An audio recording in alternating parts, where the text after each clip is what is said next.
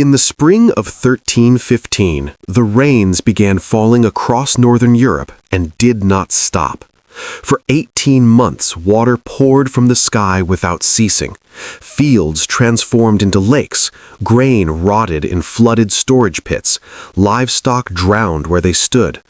By 1316, bread cost 10 times what it had the year before. Peasants boiled leather boots to survive. In the cities, bodies accumulated faster than the living could bury them.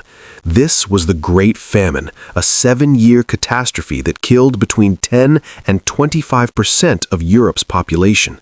Millions died slowly, not from war or plague, but from relentless hunger as an entire continent's food system collapsed.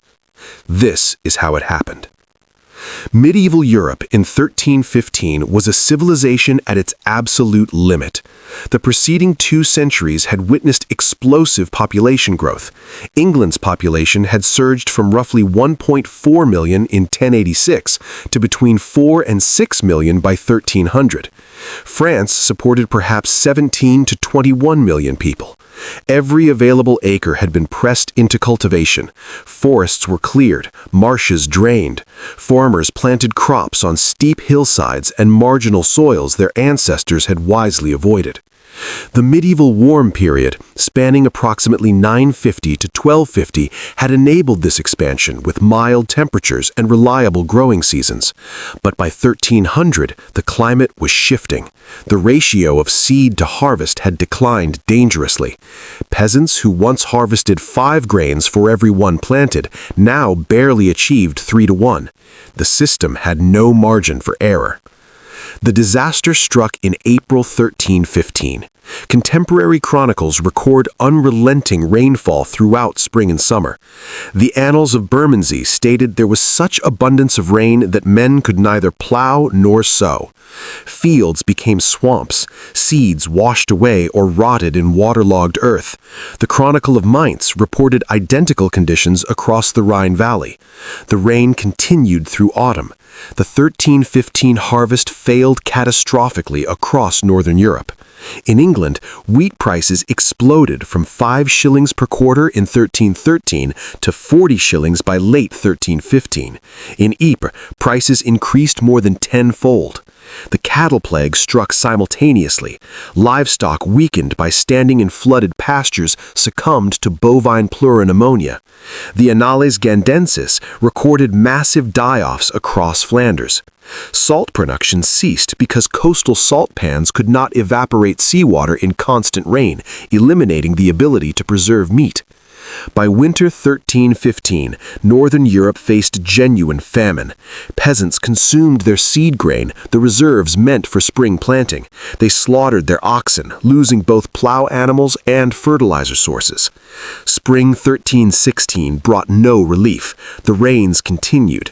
What little seed remained was planted into flooded fields and failed again. The 1316 harvest was worse than 1315. Chronicles describe complete social breakdown. Guillaume de Nangy recorded that in Paris, the poor died in the streets and bodies required mass graves outside city walls. The Annales Gandensis reported people eating dogs, cats, roots, and bark. Peasants abandoned farms and died by roadsides. The chronicon Henry Knighton claimed prisoners in English jails consumed newly arrived inmates, according to the Vita Edwardi Secundi. Medieval governments proved incapable of managing the catastrophe. Edward II imposed price controls on grain, attempting to fix maximum prices. Merchants refused to sell at mandated prices, and grain vanished from markets entirely. Scotland's Robert the Bruce exploited England's weakness, raiding deep into northern counties in 1315 and 1316, seizing livestock and burning crops. Weakened English forces mounted no effective defense. The rains finally moderated in 1317, but recovery was impossible. Seed stocks were gone, livestock populations had collapsed. The 1317 harvest improved marginally, but remained well below normal.